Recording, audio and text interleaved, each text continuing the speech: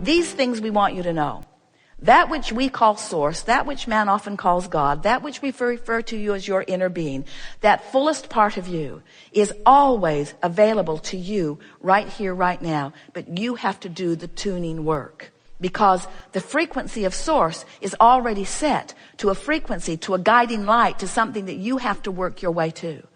You have to feel your way to it, you see.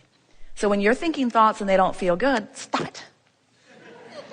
Or if you're thinking thoughts and they don't feel good, then try to find a thought that feels better. When you try to think a thought that feels better in the midst of thinking a thought that doesn't feel good, it's hard, because you've already often established a frequency, and law of attraction is already saying, oh, if you don't like that one, then you probably won't like this one either. If you don't like that one, then how about this one? If you feel this bad, you can feel even badder. In other words, law of attraction is not discriminating. Law of attraction just dishes up whatever you got going on, you see.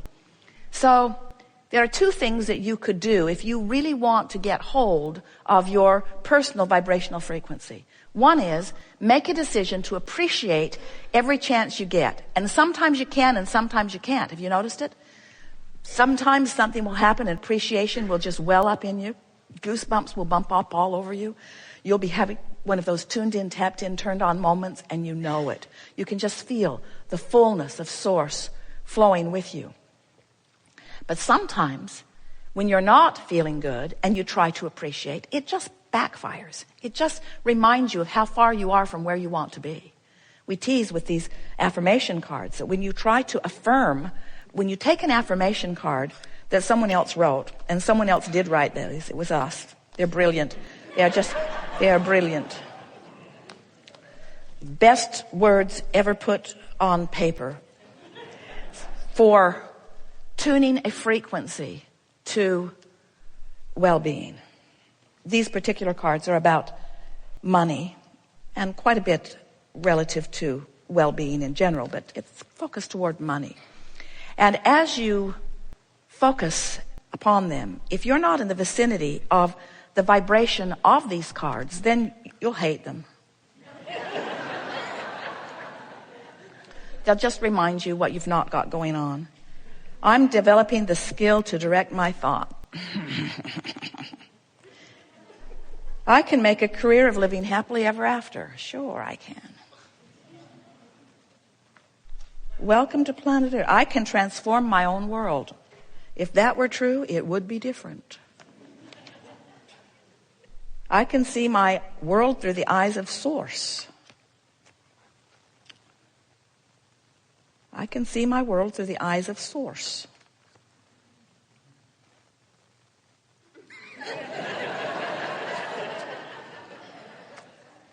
So if you're not in the vibrational frequency of these cards, they don't seem so brilliant. And affirming, all right, maybe I'm not focused enough. Life is always working out for me. I can earn money by doing what I love to do. They don't pay you for surfing. I can create both money and the time to enjoy it. I'm going to send that to my boss. Whatever I desire, I can acquire. I'm going to send that to him too. So you get what we're getting at as we deliberately mock our own brilliance. Because the frequencies have to match up before it feels good. The frequencies have to match up before it feels good. And if the frequencies don't match up and you push it, you'll just dig in where you are. So when we say there are two things that we would do, these are the two things. We would appreciate every chance we get if the appreciation comes easy. And if it doesn't come easy, we wouldn't push it. Have you ever had a conversation with someone who disagreed with you about something and you knew you were right? They knew you were wrong and they knew they were right, but you knew you were right. So you talk, trying to convince the other, and what happens? You're both just more sure that you're right because you just dig into where you are. Well, the same thing happens when you decide to affirm from a vibrational vantage point that isn't in alignment with what you want. There's a backlash in it that makes you hate law of attraction. It makes you hate Abraham. it makes you sure that there's something inherently wrong with you, and you walk away from it certain that you're unworthy, and that's why things aren't going well. And it isn't anything like that. It's just a vibrational variance that you can't buck the current of. So if you try to appreciate and can't, then the next plan of action, and it really works well, is just get as general as you can about whatever it is that's bothering you. Because if you try to appreciate and you can't, what's happened is you've activated a very specific frequency about something unwanted. For example, you say, I don't have enough money. That's a sort of gentle thing to say, except that it means I also can't do the things I really want to do. And it also means I'm worried about more negative repercussions coming. And what if it really gets bad? And what if I end up with no place to live and no car to drive and no food to eat? In other words, the more specific you get, the worse it feels when you're focused upon the opposite of what you want. Do you agree? So there's a tendency, because you are oriented, we love you very much, toward problem solving, there's a tendency to get really specific about the problem in your effort to solve it.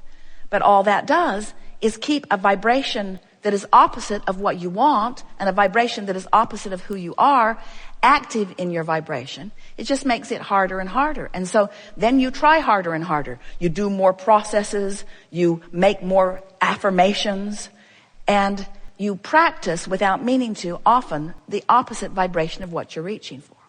Where if you decide you will go general, you see, if you're really specifically knowing what you don't want, you're in the worst feeling place. If you get more general about it, you'll feel better. And from generally knowing what you don't want, you can generally know what you do want. But from specifically knowing what you don't want, you can't find the specifics of what you do want right here, right now. Now, you've launched them. In other words, the opposite of the wave, when you really know what you don't want, what you do want has been projected vibrationally into your vortex, and the source within you has become a vibrational match to it. And technically speaking, you are it. In other words, when you're sick, you are weller vibrationally than you were before you got sick. If you have a financial crisis, there's more money amassed for you vibrationally than before the crisis happened, because that's just the way this wave, this vibrational wave works.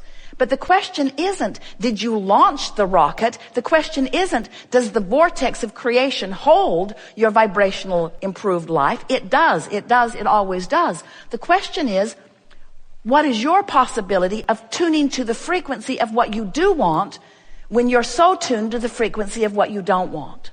That's really what creation hinges on. It hinges on your ability to move your average, going on all day, focus, to move it into the place that's more in alignment with who you really are and what you really want than with what you don't want, and sometimes with what you've got. And it all hinges upon you being so, we love you very much, intoxicated with what is. You know you are. What is so real. And you think it's real because you can hear it and see it and smell it and taste it and touch it. So it's real. And not only can you, others can too. So when others look at what is and agree that what is isn't what you want, it feels compelling enough that you keep wanting to talk about it. You keep wanting to explain it. You keep wanting to think about it. You keep wanting to keep it active in your vibration. Because after all, it's real and you don't want to be delusional. You really do. You don't want to be delusional. You don't want to stick your head in the sand. You don't want to not face reality. And we say, why would you face a reality that you don't want? Because it's real. Well, it may be temporarily real, but it's past tense. By the time it's manifested, it's old news. What's in the vortex is really where it's at, you see. Do you agree with us, at least to some extent, that when you're happy, that is a manifestation? Because we want to say to you that in this moment, as you received something that felt like a real manifestation, in other words, it wasn't something you had to conjure in your own mind. It wasn't something that you had to do by going general. We picked you and you liked it. And everyone saw you bouncing over here. And when you sat down, you said, awesome. And you said, I'm so happy. And so you were having a happy response to a manifestation. We want the happy to be the manifestation. Can you feel the difference? Mm-hmm. So we want to say to you that it is not true and it is not logical that if you are happy and feeling on the verge that things aren't coming. That defies law. So there must be something else going on. You must not be as in advance happy as you think you are. You must be waiting for the manifestation to really be happy. That's the glitch. You're waiting for the manifestation. You're waiting for something to happen to which you can have a happy response. That's backwards. Get happy, and that happy from inside the vortex then causes the manifestation. You follow? If you really get it, that when desire hatches, that it is absolutely, unequivocally, under all conditions possible for you to come into alignment with your desire, and that the manifestation of that desire will come fully into your view, then it never matters to you where you are. Is that right? Right? But if you don't believe, if you're standing on the downside of contrast, where you really know what you do not want, even though it has hatched what you do want, and even though it's a vibrational reality, in that interim before your vibrational reality comes into full view, where you can see it, hear it, smell it, taste it, touch it, we love you very much, behave a little squirrely. For the most part, you don't mean to be this way, but for the most part, you don't mean to be this way. But for the most part, you don't mean to be this way. You are dependent upon the what is reality for the way you feel. So if what is pleasing in the moment, you're having a party. If what is not pleasing you, you're having a different kind of party, a sort of pity party. But when you really get it, that you are the creator of your own reality, and that you came with the express purpose of sifting through variety and focusing desire into beingness, and when you really get it, that contrast helps you to focus your desire into beingness, and when it does, you have the ability to be it. Once you really get that, then you're free.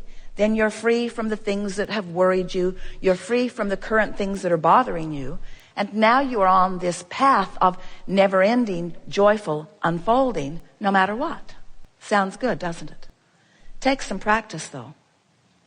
So it is our desire to relay to you in a passionate enough way that you believe that we believe that you are this source energy, and that you do have the potential to manifest whatever you are wanting. And that the manifestation is an elaborate, sophisticated, very right extension of source. This is the leading edge of source. This is the leading edge of source right here where you are. You're not out here apart from source, proving something to source. You are source to the degree that you allow it. You sort of kind of get that? So we call this gathering the art of allowing, and that's really what we've been talking about. The art of allowing what? The art of allowing yourself, by virtue of what you deliberately choose to focus upon, to be on the vibrational wavelength that allows the fullness of who you are to be present with you in this moment, so that you get to experience the brilliance of it, the clarity of it, the vitality of it, the goodness of it, the fun of it, the fullness of it, the appreciation of it, the love of it. In other words, for the love of God. Is emotion a manifestation? I just want to keep checking to see if you really get that. And isn't it the manifestation that's at the root of everything you want? And do you believe that you can conjure it without the evidence that supports it? Yes. That really is the question here, because you cannot force the evidence to which you would have a good feeling response if you could, but you can't force it because vibrationally it has to line up. But you can find a feeling response. Yes, can you?